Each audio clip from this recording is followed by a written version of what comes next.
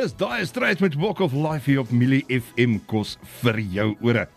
Nou die hele Millie familie wat hier is, ek gaan almal so een vir een deurdraf. En ons tegniese guru, die jong man wat ek nog steeds nie kan glo jy 17 nie. Ja, nee, ek word nog steeds ge-ID omdat ek ouer lyk as wat ek is.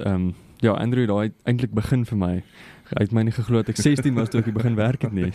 Was jy al daai pel gewees op skool wat vir die res moes gaan sigarette koop oor die ouer lyk? Nie sigarette nie, maar ek het al 'n paar keer moes biere gaan aanskaf.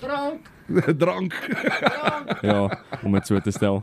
Hoorie Skalk, vertel van jy wat nou meer betrokke was by die podcast, maar ook deel was van die reservespan wat altyd vir ons ingestaan het. Ja. Wat is die paar punte wat jy sal onthou van Millie FM?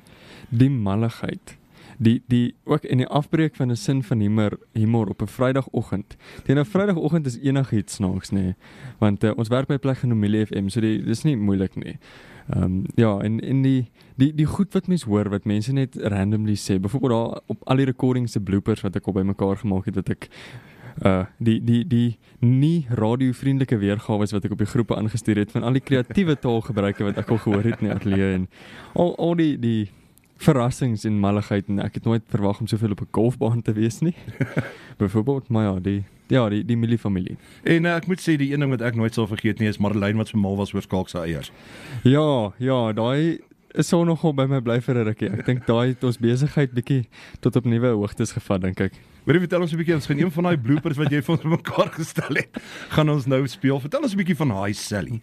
So enigiemand wat Quentin Tarantino goed ken, so weet hy is een van die beste directors ooit. Nou hy het met Inglourious Basterds, wat ek dink 2014 daar rond uitgekom het al die akteurs elke keer wanneer hulle 'n fout maak, het hulle in die kamera aangekyk en gesê Hi Sally, want Sally was 'n editor. En so Hi Sally is nou my manier om al die goed wat my naam in het, wat ek kon kry oor die is eintlik maar die laaste 3 maande sin, het ek bymekaar gemaak. So dis al die mense wat my naam gebruik het as 'n blooper.